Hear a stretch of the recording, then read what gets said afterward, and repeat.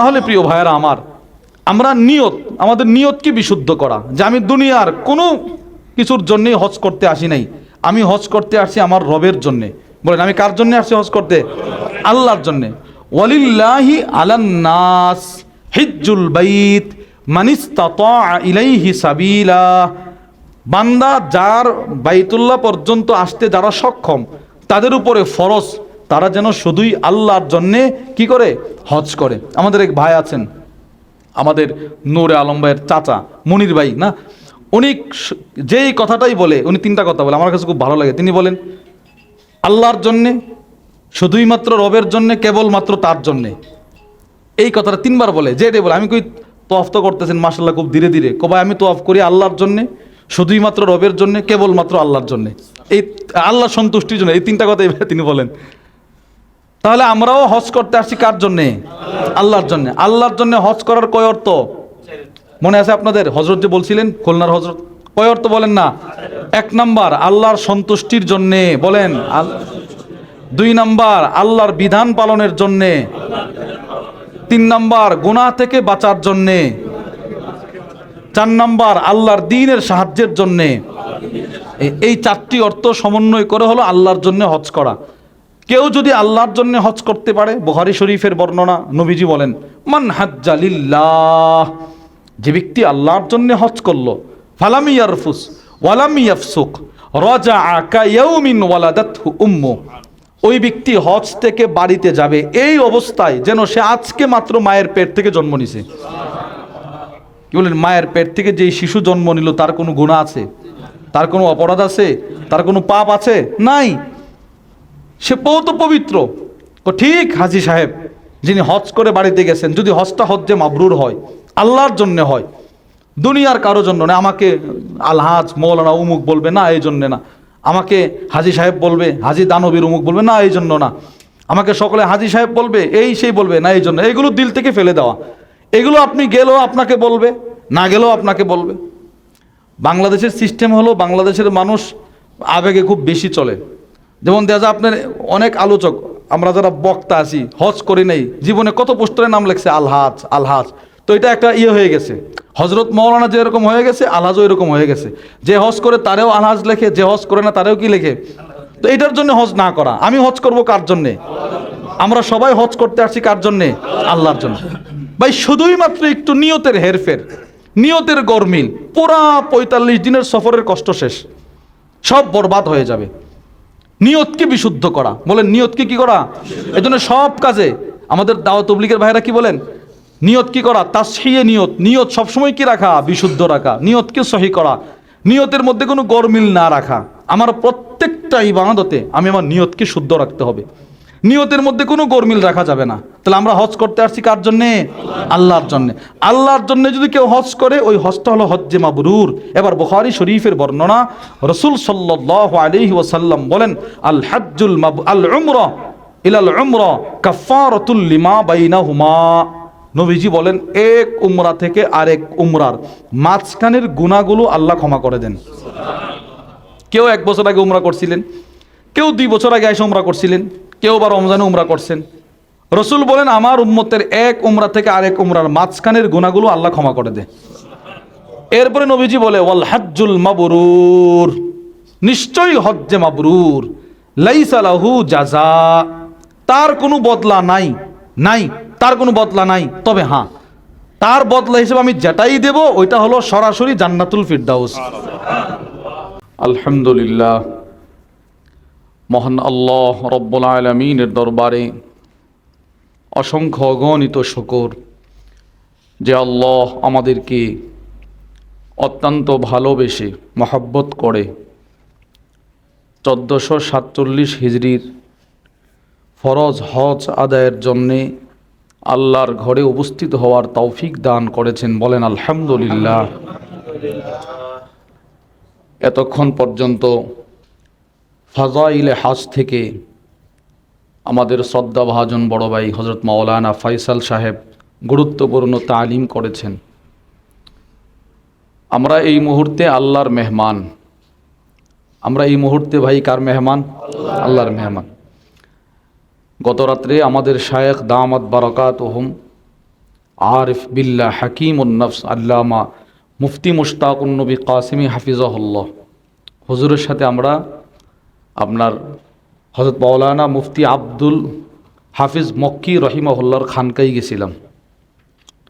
উনি পাকিস্তানের, কিন্তু সৌদি আরবে এখন স্থায়ী।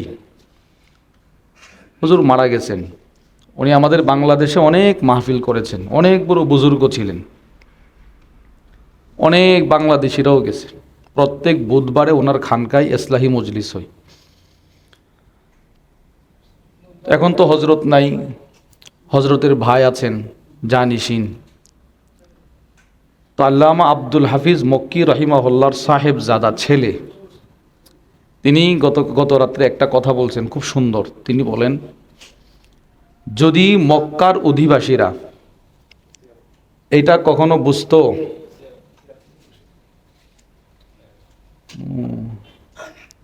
ভাই এদিকে আসেন,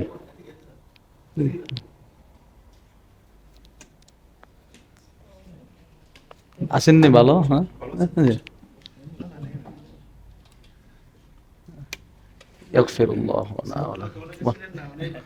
উনি হচ্ছে আমাদের ব্রাহ্মণবাড়িয়ার, আপনার কসবা না, সদর। উনি হলো সেই লোক যাকে আপনার শিয়া বেদাতিরা ওনার জিহ্বা কাটছিল। উনি আমাদের ব্রাহ্মণবাড়িয়ার। জি জি জি, আল্লাহ পাক ওনাকে সুস্থতার হায়াত দান করেন, বলেন আমিন।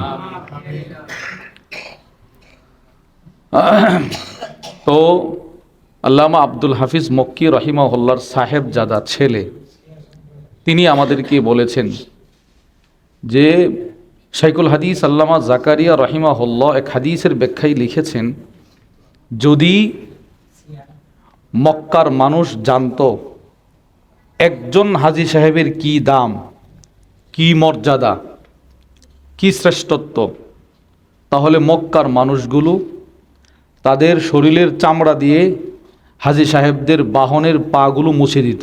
সুবহান, কত বড় কথা এটা, কি গুরুত্বপূর্ণ কথা। মানে আরবের মানুষ যদি একজন হাজী সাহেবের শ্রেষ্ঠত্ব আর মর্যাদা ভালোভাবে অনুধাবন করত, তাহলে প্রত্যেকেই দূর দূর থেকে যে হাজী সাহেবরা হজ করতে আসছে এদের খেদমতে নিজের সর্বোচ্চ বিলীন করে দিত। এজন্য আমরা বাংলাদেশ থেকে হজের নিয়ত করে চলে আসছি। হজ পর্যন্ত কেউ পৌঁছতে পারবে, কেউ পৌঁছতে পারবে না। প্রতিনিয়ত আপনারা দেখেছেন প্রত্যেক নামাজের পরে হারামে পাকে জানাজা হইতেছে। আসার পরে আমার মনে হয় না এমন কোনো নামাজ বাদ গেছে যেটার মধ্যে কি নাই, জানাজা নাই। সব নামাজের পরে কি আছে? ছোট ছোট ছেলেদেরও জানাজা হয়, হয়তো আপনারা বুঝেন না। ছোট ছোট বাচ্চাদেরও কি হইতেছে? জানাজা হইতেছে। আমরা জানাজা পড়তেছি। তো হজ পর্যন্ত যে সকলেই বেঁচে থাকবো পৃথিবীতে, এটা সম্ভব না। আল্লাহ যাদেরকে ইচ্ছে করেন এদেরকে নিয়ে যাবেন, যাদের উপরে দয়া করেন তারা হজ করতে পারবে। বাদ বাকি আমরা যে নিয়ত করে আসছি এর বরকতে আল্লাহ তাআলা আপনাকে আমাকে মৃত্যুবরণ করলেও হজের বরকত দিয়ে দিবে। সুবহান। কারণ শরীয়তে ইসলামে নিয়তের বরকত আছে। ইসলামে নিয়তের কি আছে ভাই? বরকত। নিয়ত, বিশুদ্ধ নিয়ত। সহিহ বুখারীর হাদিসের বর্ণনায় আসছে, ইন্নামাল আমালু বিন্নিয়াত। রসুল বলেন বান্দার সমস্ত আমলের সওয়াব দেওয়া হবে তার নিয়তের উপর ভিত্তি করে। এজন্য আমাদের শায়েখ দামাত বারাকাতুহুম বলেন, একই ইমামের পিছনে একই সাথে নামাজ পড়েছে, কারো নামাজের সওয়াব হবে 27 গুণ, কারো হবে 27,000 গুণ, কারো হবে 27 লাখ গুণ, কারো হবে 27 কোটি। বলে কেন? বলে নিয়ত যার যত পিওর হবে, খালেস হবে, তার সওয়াব আল্লাহ তত বাড়ায়া দিবেন। তাহলে ইসলামে নিয়তের কি আছে? গুরুত্ব আছে। এই হাদিসের ব্যাখ্যায় আল্লামা আব্দুর রহমান ইবনু মাহদি রাহিমাহুল্লাহ তিনি বলেন, ইয়ামবাগি আন নাদআ হাযাল হাদিস ফি কুল্লি বাব। নিয়তের কারণেও যে আল্লাহ পাক বরকত দেন, এটা শুধুই মাত্র কোনো একটা নির্দিষ্ট ইবাদতের ক্ষেত্রে তোমরা প্রয়োগ করবা না। পৃথিবীতে যত ইবাদত আছে প্রত্যেকটা ইবাদতের ক্ষেত্রে এই নিয়তের হাদিসটাকে তুমি সামনে রাখবা। আপনি নিয়ত করেছেন আজকে কোনো একজন ক্লিনারকে যারা সাফাই করে রাস্তা, তাকে 5 রিয়াল হাদিয়া দেব, আপনি নিয়ত করছেন দিল থেকে, কিন্তু আপনি কোনো কারণে দিতে পারেন নাই বা মনে নাই, এই নিয়তের বরকতে আল্লাহ আপনাকে সওয়াব দিয়ে দিবে। আপনি নিয়ত করেছেন যেভাবেই হোক আমি আজকে হারামে জোহরের নামাজ পড়বো তাকবীরুল্লাহ সহকারে, আপনার চেষ্টার কোনো কমতি নাই, দৌড় দিছেন, হঠাৎ করে রাস্তা পুলিশ বন্ধ করে দিছে, এখন আপনি আর তাকবীরুল্লাহ সহকারে পড়তে পারলেন না, আল্লাহ পাক আপনাকে তাকবীরুল্লাহর সওয়াব দিয়ে দিবে। এই কথাটাই তিনি বুঝাইতে চাইতেছেন। তাহলে নিয়তের বরকতে, বলেন সবাই, নিয়তের বরকতে সওয়াব পাওয়া যায়।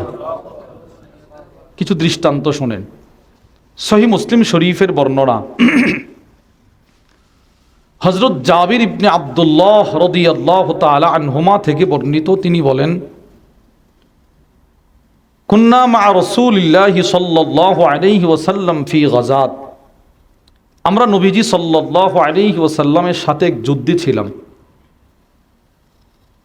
যুদ্ধ শেষ করার পর নবীজি মুজাহিদিনদেরকে বলতেছেন, হে আমার প্রিয় সাহাবারা, জি, ইন্না বিল মাদিনাতি লারিজাল, মদিনায় কিছু মানুষ আছে, মা সিরতুম মাসিরা ওয়ালা কাতাতুম ওয়াদিয়া, যেই মানুষগুলো তোমাদের মতো লম্বা পথ সফর করে এসে যুদ্ধ করতে পারে নাই, বড় বড় পাহাড় অতিক্রম করে এসে তোমাদের মতো যুদ্ধ করতে পারে নাই। ইল্লা কানু মাকুম হাবাসাহুমুল মার, কেন আসতে পারে নাই? এরা অসুস্থ, কিন্তু এদের নিয়ত ছিল, এরাও যদি সুস্থ থাকতো তোমাদের মতো এসে যুদ্ধ করত। কিন্তু শোনো, ওই মানুষগুলো মদিনায় বসে থেকেও তোমাদের জিহাদের সওয়াব পেয়ে গেছে। এই হাদিসের ব্যাখ্যায় আল্লামা ইমাম নববী রাহিমাহুল্লাহ সুন্দর চমৎকার একটি কথা লিখেছেন।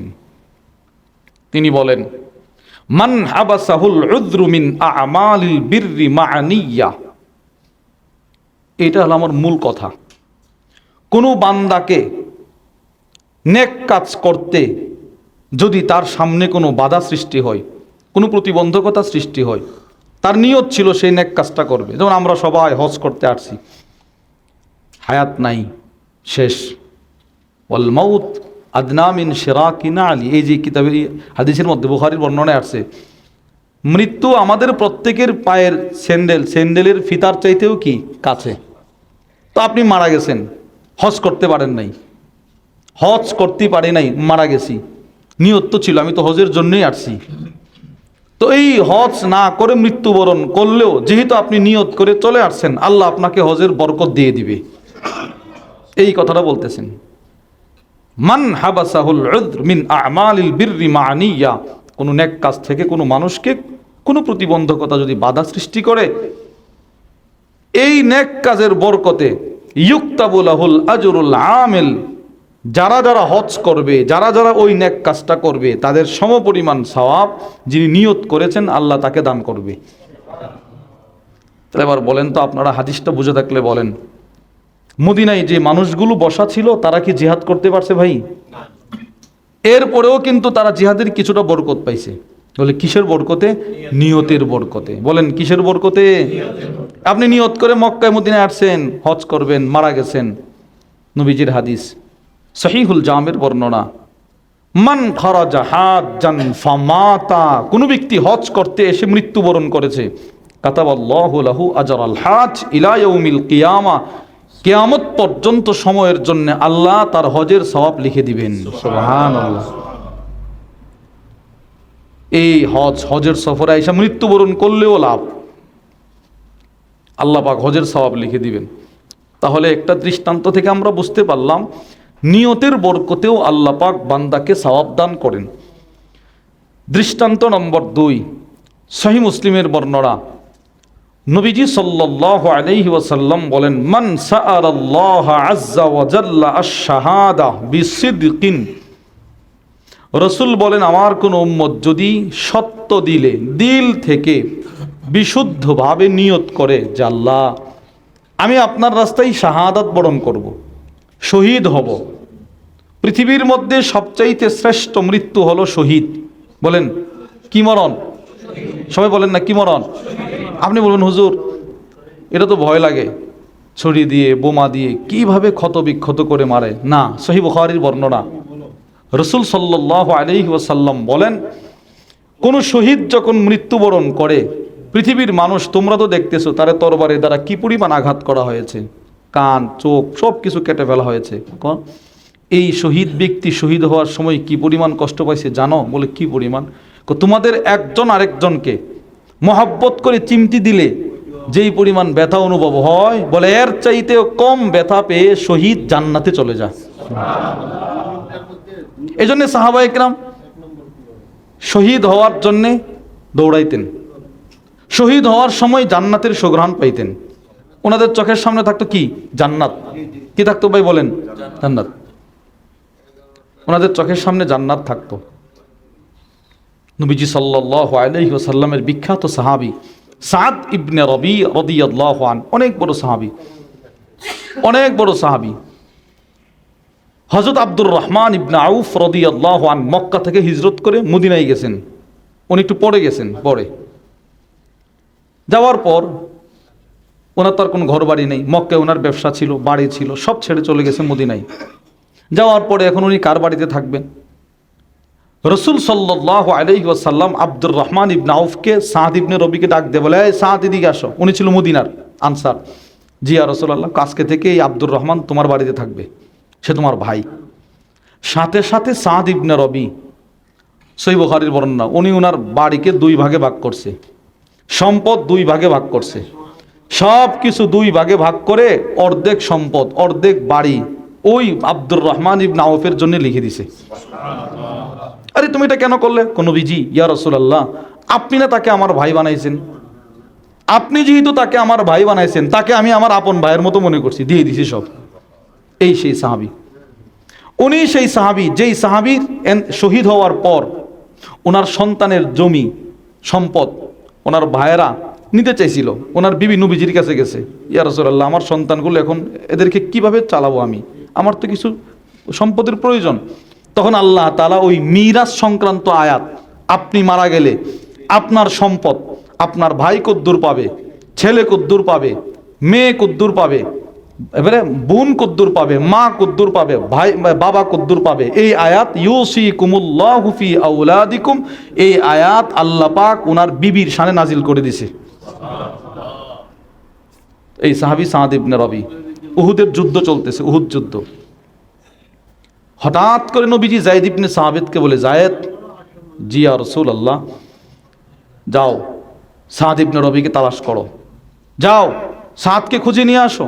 তো যায়েদ দৌড় দিছে।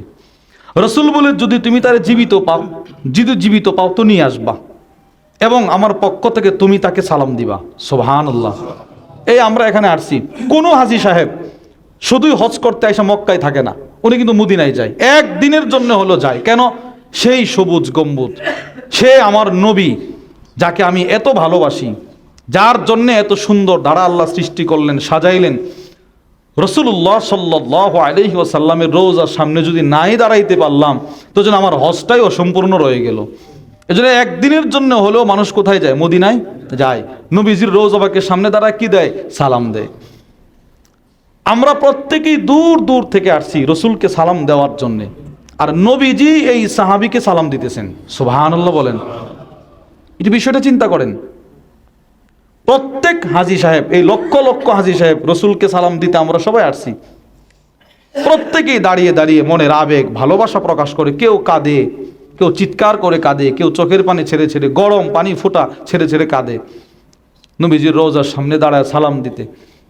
আর সেই রসুল যায়েদ ইবনে সাবিতকে বলে, যায়েদ, জি, যদি তুমি সাদ ইবনে রবিকে উহুদের ময়দানে জীবিত পাও তো বলবা আমি রসুল তাকে সালাম দিয়েছি। সুবহানাল্লাহ। এবং তাকে আরেকটা প্রশ্ন করবা, কাইফা তাজিদুলাক, তুমি তাকে বলবা যেই অবস্থায় পাইবা, বলবা আপনার এখন কেমন লাগতেছে। রসুল যেহেতু বলছে, নিশ্চিত এর ভিতরে কোনো রহস্য আছে।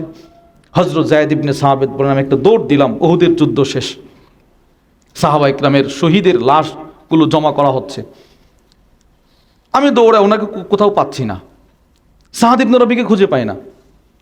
আল্লামা ইবনুল হাজার আসকালানী তার কিতাব আল ইসাবা ফি তাময়িজিস সাহাবা, ওই কিতাবের মধ্যে পুরো ঘটনা নিয়ে আসছে। এবার তিনি দৌড় দিছে অনেক দূরে, উহুদের ময়দানের একদম কর্নারে। আপনারা মদিনায় গেলে দেখবেন উহুদ পাহাড়, এই ময়দানের একদম কর্নারে নবীজির এই সাহাবী সাদ ইবনে রবি, জীবনের শেষ মুহূর্ত, উনি এই রক্তের সাথে চাটাচাটি গড়াগড়ি করতেছে, রক্তে পুরা জমি লাল হয়ে গেছে, এইভাবে ক্ষত বিক্ষত।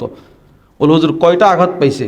হজরত যায়েদ ইবনে সাহাবেদ বলে গিয়ে দেখি 70টার বেশি তীর তরবারের আঘাত তার শরীরে। 70টার বেশি তীর তরবারি, কি পরিমাণ কষ্ট করছে একটু চিন্তা করেন।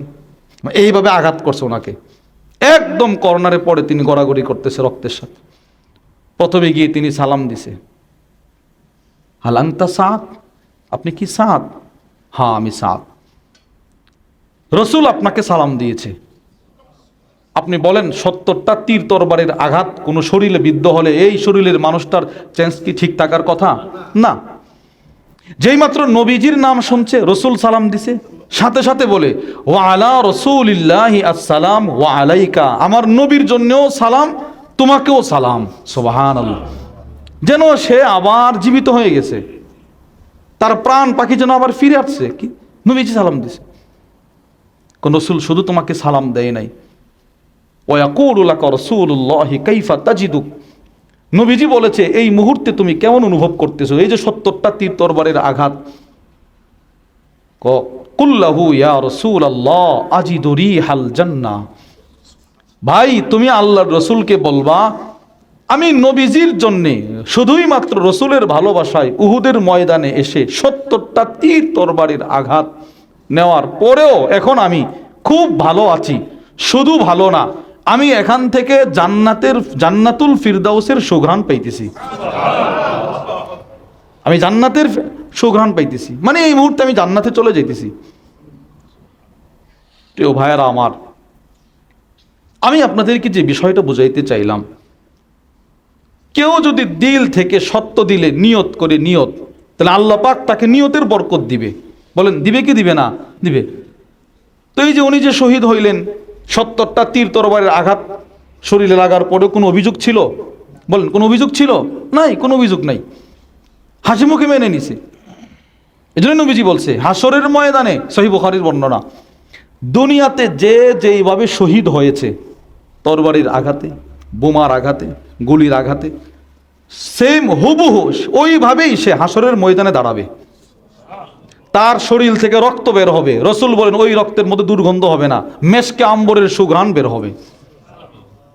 তার তরবারি, তার খঞ্জর, তার জামা, এই সবগুলো তার শাহাদাতের সাক্ষী দিবে। তার কোনো কিছু বলার প্রয়োজন হবে না যে আল্লাহ আমি তো আপনার রাস্তায় শহীদ হয়েছি, না বলার দরকার নাই। তরবারি বলবে আল্লাহ সে আপনার রাস্তায় শহীদ হয়েছে। এই শাহাদাতের মৃত্যু সবচেয়ে শ্রেষ্ঠ। ওয়া আশরাফাল মাউতি কতলুশ শুহাদা, সর্বশ্রেষ্ঠ মৃত্যু হলো শাহাদাতের মৌত। আল্লাহ আমাদের সকলকে শাহাদাতের মৃত্যু নসিব করেন, বলেন আমিন। কি ভাই, মরণ তো একদিন হবেই। কেউ বাঁচতে পারবে মরণ থেকে? বলেন কেউ বাঁচতে পারছে মরণ থেকে? তো আমারও তো মরণ হবে, আপনারও মরণ হবে। মরণটা যদি শাহাদাতের মরণ হয়, তাহলে কোটি কোটি ফেরেশতা আপনাকে কবরে নেওয়ার জন্যে লাইন ধরে দাঁড়ায় থাকবে। তো রাসূল সাল্লাল্লাহু আলাইহি ওয়াসাল্লাম বলেন, যে ব্যক্তি সত্য দিলে আল্লাহর কাছে শাহাদাত তামান্না করে, এই বাল্লাগাহুল্লাহু মানাজিলাশ শুহাদা ওয়া ইন মাতা আলা ফিরাশি, সে যদি বিছানায়ও মৃত্যুবরণ করে নিয়তের বরকতে আল্লাহ পাক তাকে শহীদের মর্যাদা দিয়ে দিবেন। এটা হলো আমার মূল কথা। আপনি নিয়ত করছেন কিন্তু মরণটা হয়েছে বিছানায়, স্বাভাবিকভাবে মৃত্যুবরণ করছেন, এই নিয়তের বরকতে আল্লাহ আপনাকে শাহাদাতের বরকত, পুরা শাহাদাতের সওয়াব তো না, কিছুটা বরকত আল্লাহ আপনাকে দান করবে। একটা দৃষ্টান্ত শোনেন, ইবনে মাজার বর্ণনা, বালি গোত্রের দুই ব্যক্তি রাসূল সাল্লাল্লাহু আলাইহি ওয়াসাল্লামের কাছে এসে কালিমা পড়ে মুসলমান হয়েছে, দুইজন নো মুসলিম। নবীজি দুইজনকে এক সাহাবী তলহা রাদিয়াল্লাহু আনহুর বাড়িতে থাকতে দিলেন, এই তোমরা দুইজন তার বাড়িতে থাকবা, তিনিও রাখতেছেন। কয়েকদিন পর নবীজি এক জিহাদের জন্য ঘোষণা করলেন, যুদ্ধে যেতে হবে, কে কে প্রস্তুত আছো? তো অনেক সাহাবা ইকরাম দাঁড়িয়েছে, এর ভিতরে দুইজনের একজন দাঁড়াইছে, উনি জিহাদে গেছে। ফাস্তুশহিদা, উনি জিহাদের ময়দানে গিয়ে শহীদ হয়ে গেছে। দুইজন আসছিল, একজন কি হয়েছে? শহীদ। ঠিক এর বছর খানেক পর নবীজি আবার তলব করলেন, এই কে আছো? এক বর্ণনায় আছে তিনজন আছে কালিমা পড়ছে, আরেক বর্ণনায় দুইজন। তো দুইজন যেটার মধ্যে একজন তো শহীদ হয়ে গেল। এর এক বছর পরে ওই সাথে যিনি আসছেন তিনি বিছানায় স্বাভাবিকভাবে মারা গেছে। ওনার ইন্তেকালের পর হযরত তালহা বলেন, রাআইতুহুমা ফিল মানাম, আমি দুজনকে স্বপ্ন দেখি, দুজন জান্নাতের গেটের সামনে দাঁড়িয়ে আছে। দুজন সাহাবী জান্নাতের গেটের সামনে কি আছে? দাঁড়িয়ে আছে। কিন্তু আশ্চর্য, জান্নাতের ফেরেশতা ফটক দরজা খুলে আইসা যিনি পরে মারা গেছেন, বিছানায় মারা গেছেন, তাকে বলতেছে আপনি আগে আসেন। সুবহানাল্লাহ বলেন। সিরিয়ালে দাঁড়াইছে দুজন, পরে যিনি দাঁড়াইছেন তাকে জান্নাতে আগে নেওয়া হচ্ছে, আর যিনি শহীদ হয়েছিল ওনাকে পরে নিছে। তো সাহাবী তলহা বলে, আমার ভিতরে একটা সন্দেহ লাগলো, কিরে নবীজি সাল্লাল্লাহু আলাইহি সাল্লামের কাছ থেকে শুনলাম শহীদদের মর্যাদা বেশি, তো ওনাকে জান্নাতে আগে নেওয়া হলো, তাকে কেন পরে নেওয়া হলো? উনি নবীজির কাছে বিষয়টা প্রশ্ন করলেন, ইয়া রাসূলুল্লাহ আমার তো বুঝে আসতেছে না। রসুল বলে, কেন তুমি কি জানো না যে এক বছর পরে মারা গেছেন তার জিন্দিগিতে একটা রমজান বেশি? সুবহানাল্লাহ বলেন। তার জিন্দিগিতে এক বছরের পাঁচ নামাজ বেশি, 5 ওয়াক্ত নামাজ কি বেশি, জিকির বেশি, তাসবিহ বেশি, আল্লাহু আকবার বেশি, সুবহানাল্লাহ বেশি, লা ইলাহা ইল্লাল্লাহ বেশি। বাদ বাকি তার অন্তরেও ওই বেচারার মতো শহীদ হওয়ার তামান্না ছিল, যার বরকতে আল্লাহ তার আগে তাকে জান্নাত দিয়ে দিছে। এই যে দেখেন নিয়ত, বলেন কিসের বরকতে? নিয়তের বরকতে। তাহলে একটা মানুষ বিছানায় মৃত্যুবরণ করেও শহীদের মর্যাদা পায় নিয়তের বরকতে।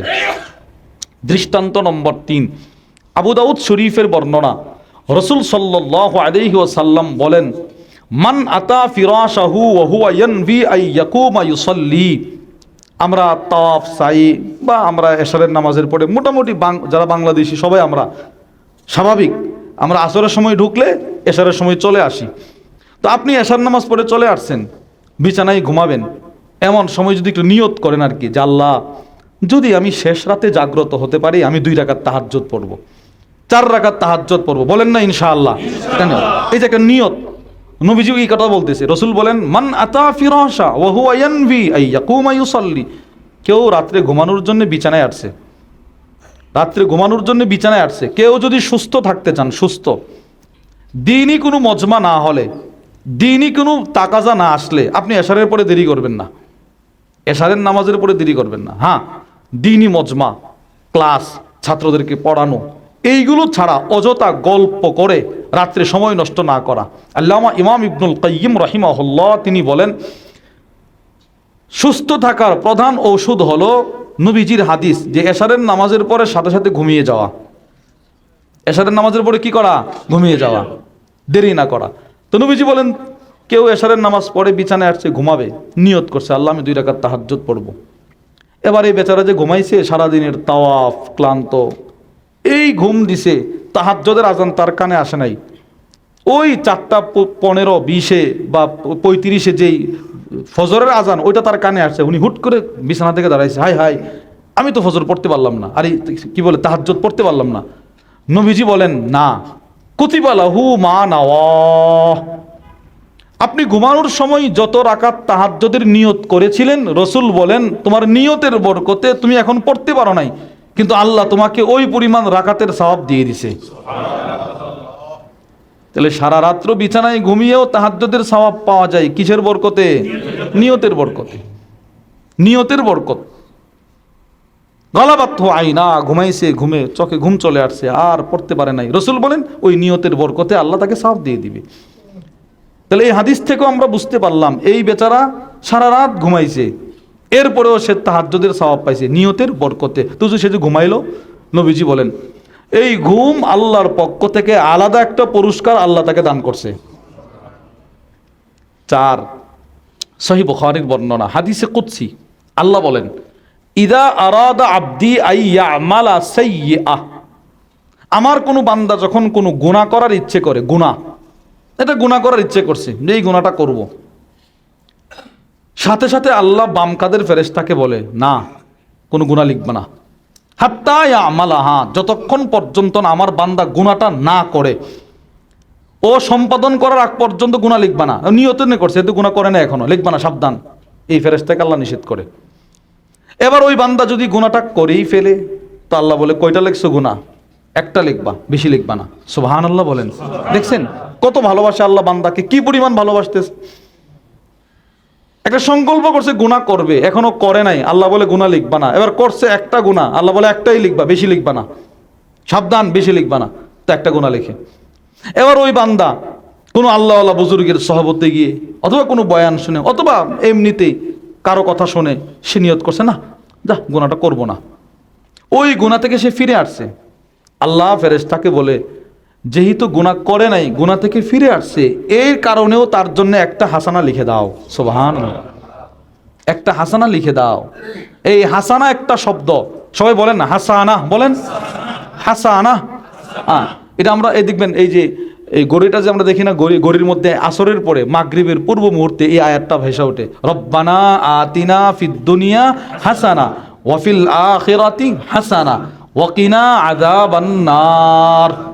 হাসানা একটা শব্দ, আমাদের শায়েখ দামাত বারাকাতুম বলেন, হাসানা হলো আখিরাতের মুদ্রার নাম। সৌদি আরবের টাকার নাম কি? রিয়াল। আর এই রিয়ালটাই বাংলাদেশে গেলে আমরা বলি টাকা। আমরা আমাদের দেশের মুদ্রাকে কি বলি? টাকা। সৌদি আরব কি বলে? রিয়াল। মালয়েশিয়ানরা কি বলে? রিঙ্গিত। রিঙ্গিত আপনারা কি বলেন? সিঙ্গাপুরের ডলার। এবারে এই আমেরিকা ডলার, ইউরোপ ইউরো। এই রকম দেশ ভিন্ন, মুদ্রার নাম ভিন্ন। তো আপনি এই পৃথিবীর জগৎ থেকে যেই মাত্র চোখ বন্ধ হবে আখিরাতের জগতে চলে যাবেন, ওখানেও কিন্তু চলাচল করতে হবে। ওখানে সব কিছুর দরকার, ওই দরকারগুলো কিনতে হবে হাসানা দিয়ে। সুবহানাল্লাহ বলেন, কি দিয়ে? হাসানা। এবার প্রশ্ন হলো, সৌদি আরবের এক রিয়াল বাংলাদেশের সমান সমান কত? ধরে নেন 33 টাকা। 33 টাকা। এবার প্রশ্ন হলো, হুজুর দুনিয়ার যে এক হাসানা আখিরাতের সমান সমান কত? তো আল্লাহ বলেন, মান জা আবিল হাসানা ফালাহু আশরু আমসালিহা। কেউ যদি দুনিয়া থেকে এক হাসানা নিয়ে আসতে পারো, আমি আল্লাহ তোমাকে এই দুনিয়ার 10টার সমান একটা জান্নাত দেব। তাহলে হাসানা কত দামি জিনিস। রসুল বলেন, আল্লাহ বলেন, কেউ যদি একটা নেক কাজের নিয়ত করে, আরে গুনার নিয়ত করে, গুনাহ করে নাই, আল্লাহ বলে তার জন্য একটা হাসানা লিখে দাও, একটা নেক দিয়ে দাও। এবার কেউ ইবাদতের নিয়ত করছে, এটা আমার মূল বিষয়। ওয়াইদা আরাদা আবদি আইয়া আমালা হাসানা, আমার কোনো বান্দা যখন একটা নেক কাজের নিয়ত করে, ফালাম ইয়ামালহা, এখনো সেই ইবাদতটা করে নাই নিয়ত। যেমন আমরা হজের নিয়ত করছি, আমরা কি এখন হজ করতে পারছি? উমরার না আমরা করছি, আমরা তো এখন হজ করতে পারি নাই। আরও যে 25-27 দিন আছে, ওই পর্যন্ত আমরা বাঁচবো কি বাঁচবো না এর কোনো কি নাই, নিশ্চয়তা নাই। তো আল্লাহ বলেন, আমার কোনো বান্দা যখন কোনো নেক কাজের নিয়ত করে ইবাদতটা না করতে পারলেও তোমরা তার জন্যে একটা হাসানা লিখে দাও। একটু মিলান, গুনার নিয়ত করেছে, গুনাহ করে নাই। গুনার নিয়ত করেছে, গুনার নিয়ত করলে কি গুনাহ লেখা হয়? কি বুঝলেন? কেউ গুনার একটা নিয়ত করছে, দৃঢ় সংকল্প করছে, তাহলে কি গুনাহ লেখা হবে? এর বিপরীত নেক কাজের নিয়ত করার দ্বারাই কি করা হয়? সুবহানাল্লাহ বলেন। দেখেন, মানে কি, যে হজের মধ্যে কি নাই? গুনাহ নাই। এরপরে কি নাই? রফাস ফুসুক জিদাল নাই। বলেন, রফাস ফুসুক জিদাল। রফাস মানে স্বামী স্ত্রী সংক্রান্ত কোনো কাজ নাই হালতে হেরামে। এরপরে হলো ফুসুক, কোনো গুনাহ নাই, কোনো জিদাল, কোনো কি নাই? ঝগড়া নাই। ঝগড়া, এটার মধ্যে ঝগড়া খুব বেশি হয়। গতকালকে আমাদের খুলনার বলছিলেন না, কি তরকারি নিয়ে ঝগড়া, রুম নিয়ে ঝগড়া, বাথরুমে দেরি হওয়া নিয়ে ঝগড়া। ঝগড়া নাই। আল্লাহ তাআলা, রসুল বলে দিয়েছেন, রসুলের কথাগুলো আল্লাহ তাআলারই কথা। এই তিনটা কাজ খুব বেশি হয়, এজন্য আল্লাহ এবং রসুল সতর্ক করে দিয়েছেন যেন আমরা এই কাজগুলো না করি। বলেন ইনশাআল্লাহ। তাহলে প্রিয় ভাইয়েরা আমার, আমরা আমাদের নিয়তকে বিশুদ্ধ করা, যে আমি দুনিয়ার কোনো কিছুর জন্যই হজ করতে আসি নাই, আমি হজ করতে আসছি আমার রবের জন্যে। বলেন, আমি কার জন্য আসছি হজ করতে? আল্লাহর জন্যে। ওয়ালিল্লাহি আলান নাস হিজ্জুল বাইত মান ইসতাতা ইলাইহি সাবিলা। বান্দা যার বাইতুল্লাহ পর্যন্ত আসতে যারা সক্ষম, তাদের উপরে ফরজ, তারা যেন শুধুই আল্লাহর জন্যে কি করে? হজ করে। আমাদের এক ভাই আছেন, আমাদের নূরে আলম ভাইয়ের চাচা মনির ভাই না, উনি যেই কথাটাই বলে, উনি 3টা কথা বলে, আমার কাছে খুব ভালো লাগে। তিনি বলেন, আল্লাহর জন্যে, শুধুই মাত্র রবের জন্যে, কেবলমাত্র তার জন্যে। এই কথাটা 3বার বলে। যেটাই বলে, আমি কই তোয়াফ তো করতেছেন মাশাআল্লাহ খুব ধীরে ধীরে। কবাই আমি তোয়াফ করি আল্লাহর জন্যে, শুধুই মাত্র রবের জন্য, কেবলমাত্র আল্লাহর জন্য, এই আল্লাহ সন্তুষ্টির জন্য। এই তিনটা কথা এবার তিনি বলেন। তাহলে আমরাও হজ করতে আসছি কার জন্যে? আল্লাহর জন্য। আল্লাহর জন্য হজ করার কয় অর্থ মনে আছে আপনাদের? হজরত যে বলছিলেন, খুলনার হজরত, কয় অর্থ বলেন না? 1 নাম্বার আল্লাহর সন্তুষ্টির জন্যে, বলেন। 2 নাম্বার আল্লাহর বিধান পালনের জন্যে। 3 নাম্বার গুনাহ থেকে বাঁচার জন্যে। 4 নাম্বার আল্লাহর দ্বীনের সাহায্যের জন্যে। এই 4টি অর্থ সমন্বয় করে হলো আল্লাহর জন্য হজ করা। কেউ যদি আল্লাহর জন্য হজ করতে পারে, বুখারী শরীফের বর্ণনা, নবীজি বলেন, মান হাজ্জা লিল্লাহ, যে ব্যক্তি আল্লাহর জন্য হজ করলো, ফালাম ইয়ারফুস ওয়ালাম ইয়াফসুক রাজাআ কায়াউমিন ওয়ালাদাতহু উম্মু, ওই ব্যক্তি হজ থেকে বাড়িতে যাবে এই অবস্থায় যেন সে আজকে মাত্র মায়ের পেট থেকে জন্ম নিছে। কি বলেন? মায়ের পেট থেকে যেই শিশু জন্ম নিল তার কোনো গুনাহ আছে? তার কোনো অপরাধ আছে? তার কোনো পাপ আছে? নাই। সে বহুত পবিত্র। ও ঠিক হাজী সাহেব যিনি হজ করে বাড়িতে গেছেন, যদি হজটা হজ্জে মাবরুর হয়, আল্লাহর জন্য হয়, দুনিয়ার কারো জন্য না, আমাকে আলহাজ মৌলানা উমুক বলবে না, এই জন্যে না, আমাকে হাজী সাহেব বলবে, হাজী দানবীর উমুক বলবে না, এই জন্য না, আমাকে সকলে হাজী সাহেব বলবে, এই সেই বলবে না, এই জন্য। এইগুলো দিল থেকে ফেলে দেওয়া। এগুলো আপনি গেলেও আপনাকে বলবে, না গেলেও আপনাকে বলবে। বাংলাদেশের সিস্টেম হলো, বাংলাদেশের মানুষ আবেগে খুব বেশি চলে।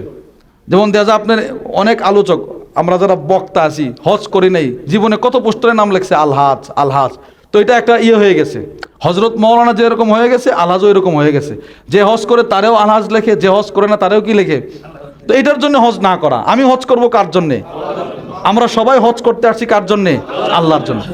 ভাই শুধুই মাত্র একটু নিয়তের হেরফের, নিয়তের গরমিল, পুরা 45 দিনের সফরের কষ্ট শেষ, সব বরবাদ হয়ে যাবে। নিয়তকে বিশুদ্ধ করা, বলেন নিয়তকে কি করা? এজন্য সব কাজে আমাদের দাওয়াত তাবলীগের ভাইরা কি বলেন? নিয়ত কি করা? তাসহিয়ে নিয়ত। নিয়ত সবসময় কি রাখা? বিশুদ্ধ রাখা। নিয়তকে সহি করা, নিয়তের মধ্যে কোনো গরমিল না রাখা। আমার প্রত্যেকটা ইবাদতে আমি আমার নিয়তকে শুদ্ধ রাখতে হবে, নিয়তের মধ্যে কোনো গরমিল রাখা যাবে না। তাহলে আমরা হজ করতে আসছি কার জন্যে? আল্লাহর জন্যে। আল্লাহর জন্যে যদি কেউ হজ করে, ওই হজটা হলো হজ্জে মাবরুর। এবার বুখারী শরীফের বর্ণনা, রাসূল সাল্লাল্লাহু আলাইহি ওয়াসাল্লাম বলেন, আল হজ্জুল আল উমরা ইলাল উমরা কাফারাতুল লিমা বাইনাহুমা। নবীজি বলেন, এক উমরা থেকে আরেক উমরার মাঝখানের গুনাহগুলো আল্লাহ ক্ষমা করে দেন। কেউ 1 বছর আগে উমরা করছিলেন, কেউ 2 বছর আগে এসে উমরা করছিলেন, কেউ বা রমজানে উমরা করছেন। রসুল বলেন, আমার উম্মতের এক উমরা থেকে আরেক উমরার মাঝখানের গুনাহগুলো আল্লাহ ক্ষমা করে দেয়। এরপরে নবীজি বলে, ওয়াল হজ্জুল মাবরুর, নিশ্চয়ই হজ্জে মাবরুর, লাইসা লাহু জাযা, তার কোনো বদলা নাই, নাই, তার কোনো বদলা নাই। তবে হ্যাঁ, তার বদলা হিসেবে আমি যেটাই দেব ওইটা হলো সরাসরি জান্নাতুল ফিরদাউস। সবচাইতে উত্তম জান্নাত, সর্বশ্রেষ্ঠ জান্নাত, সবচাইতে দামি জান্নাত এই হজ্জে মাবরুর আদায়কারীর জন্য আল্লাহ রেখে দিয়েছেন। আল্লাহ আমাদের সকলকে যে কথাগুলো বললাম সেই কথাগুলোর উপর আমাকে আপনাকে সকলকে আমল করার তৌফিক দান করেন। আমাদের শায়খ দামাত বারাকাতুহুম আরিফ বিল্লাহ হাকিমুন নাফস আল্লামা মুফতি মুশতাকুন নবী কাসিমি হাফিজাহুল্লাহ হযরত ইনশাআল্লাহ আমাদের সামনে গুরুত্বপূর্ণ নসিহত পেশ করবেন। আল্লাহ তাআলা আমাদের হযরত সহ সমস্ত মুরব্বীদের হায়াতে বরকত দান করেন।